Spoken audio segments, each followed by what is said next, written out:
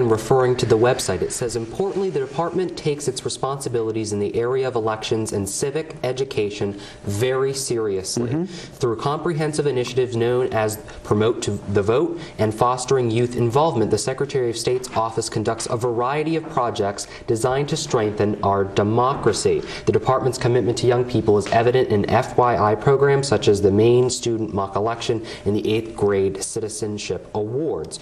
Do you think you and your office are doing enough in terms of reaching young people and getting them civically engaged? Nowhere near.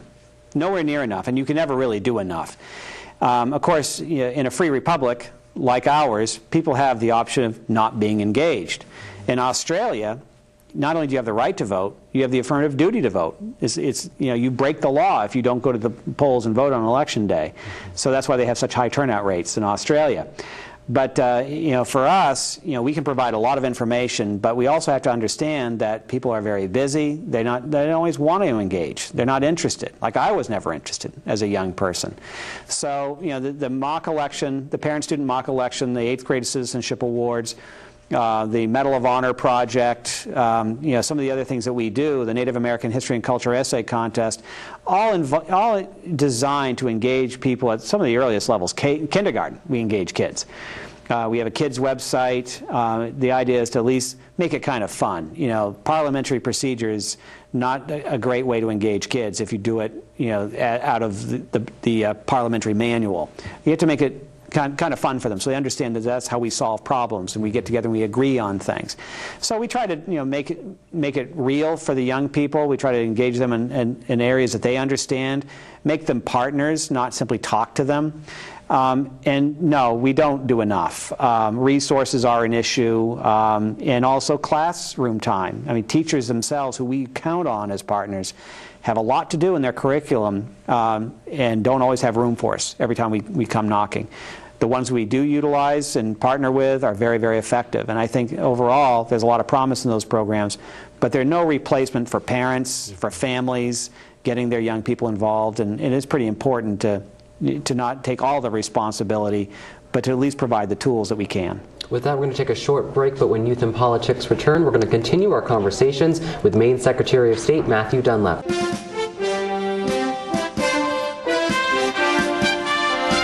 Hello and welcome back to Youth and Politics. In our last segment, we were talking about elections and getting young people engaged. Would you favor putting a voter registration program in every high school in the state of Maine? We used to do that. Actually, the state didn't used to, but the parties used to be much more actively involved in voter registration drives. But I think with the modernization of society and the distractions that people face with two-family incomes, a whole host of things, the parties don't have the on-the-ground resources that they used to have in every town to do that type of work. In terms of making voter registration materials available, yeah, we'd be happy to do that. Happy to do that.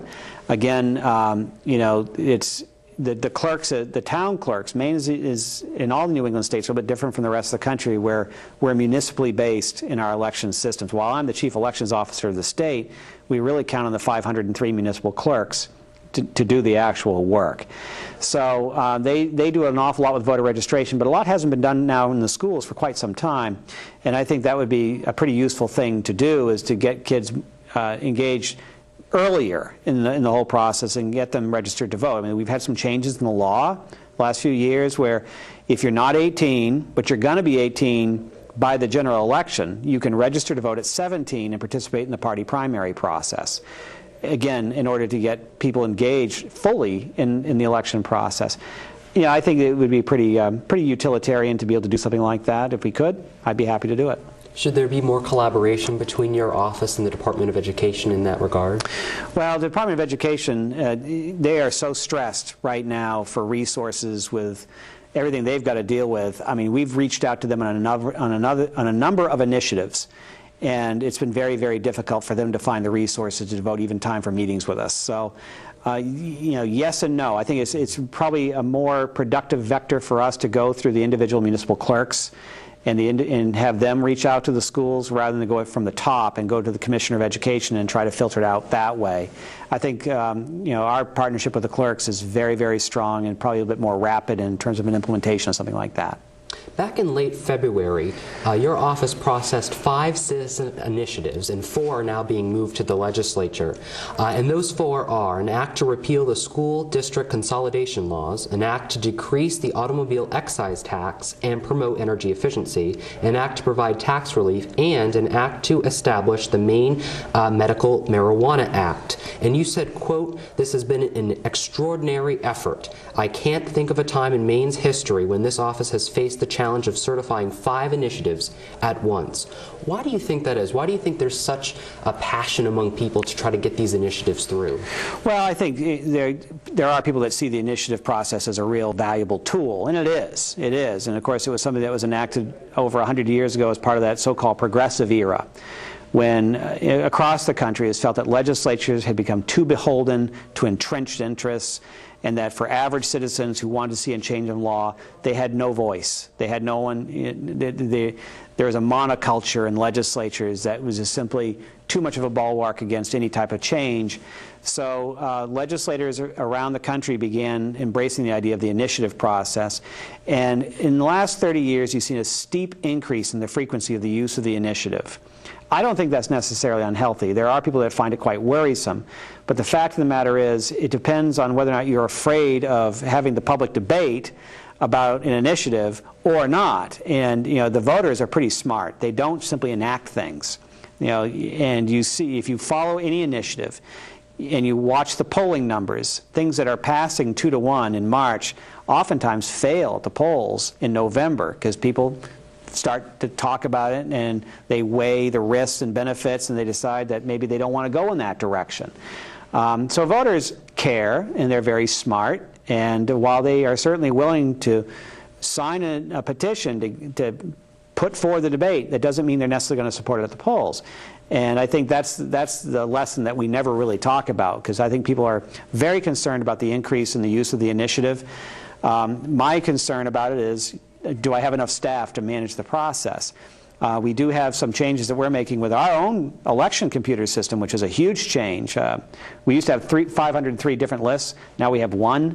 It's all electronic, and we have some work on a petition module that we're going to be working on for that to help us process petitions, help the towns process petitions, which will make more initiatives probably more viable if we can get it done this year. On a scale of 1 to 10, 10 being the best, 1 being the worst, how would you rate your job as Secretary of State in terms of what you've been able to accomplish? Well, it's tough to gauge that. I think we've had a lot of success. I could put it at a 10 there in terms of things I wanted to accomplish. I mean, I really just wanted to make sure I kept track of things and did what I was supposed to do.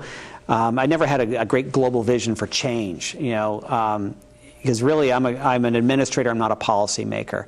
The legislature sets the policy.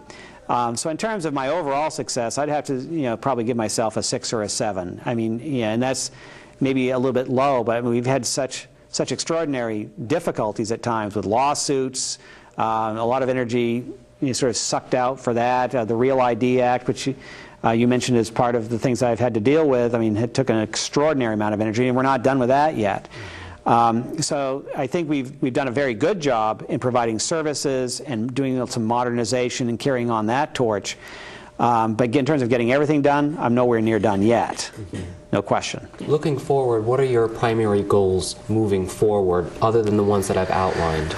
Well, I think my goal has always been that whoever takes my position as Secretary of State, I'd like them to look back at the news clips and say, I don't know why this was so hard for Dunlap. This looks like a pretty easy job, because I want to get a lot of these things done. I want to get the computer systems completely built for motor vehicles. I want to finish the one for elections. We have to modernize the one for corporations. And, of course, the digital archives is brand new, and we're working with the federal government and other states to make that a reality. I want to get those things on a firm footing. I want to make sure that our customer service paradigm is well established as one that's very positive for the public. So that's always my goal, is to make it a much easier job for my successor. Very quick, when your term is up in 2010, what are the next plans for Matthew Dunlap? Do you plan to run for governor? That question has come up quite a bit, and I don't know. I never had any political aspirations to even run for the legislature. When I got elected, I thought maybe 1 term, and I thought maybe 2.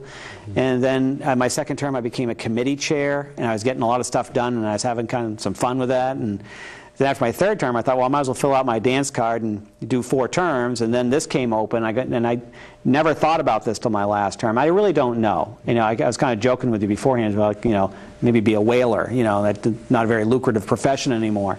I don't know what I'm going to do because I'm really kind of focused on what I'm doing now. The governor's election's in 2010, so if I was to run for that, I'd have to make that decision pretty quick. But you just never know what's going to come open. But I'm very happy doing what I'm doing, and frankly, if I leave office as Secretary of State, not a bad way to get out. Thank you so much for coming on the program. Thank you for having me. And thank you for watching. I'm Justin Chenette. Remember to become aware with issues of the day, get involved in your community, and voice your opinion. Remember, if it's Sunday, it's Youth in Politics. See you next week.